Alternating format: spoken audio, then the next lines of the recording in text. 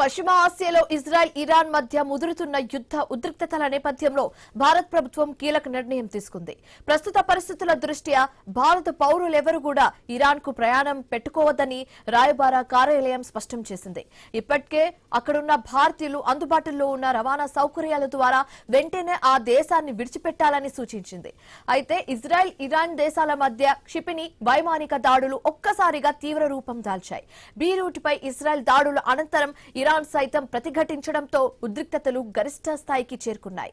టెహరాన్లోని ఇమామ్ Khomeini అంతర్జాతీయ విమానాశ్రయం పరిధిలో వైమానిక సర్వీసెస్ పై ఆంక్షలు విధించడంతో పాటు భద్రతా ముప్పు పొంచి ఉండడంతో భారత్ ఈ ముందస్తు చర్యలు చేపట్టింది.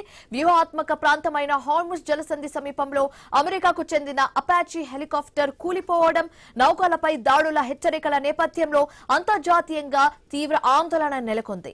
ఇరాన్ మాత్రమే కాకుండా ఇజ్రాయెల్లోని భారత రాయబార కార్యాలయం కూడా అక్కడున్న భారతీయులను అత్యంత అప్రమత్తంగా ఉండాలని, బాంబ్ షెల్టర్స్ కు సమీపంలో సురక్షితంగా ఉండాలని సూచించింది.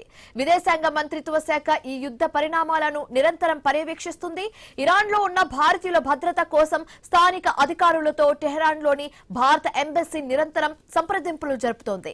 ఇరాన్ లో ఉన్న భారతీయ పౌరులు తమ వివరాలను స్థానిక రాయబార కార్యాలయంలో నమోదు చేసుకోవాలని, అత్యవసర సహాయం కోసం ఎంబసీ అధికారిక హెల్ప్ లైన్ నంబర్స్ ను సంప్రదించాలని సూచించారు.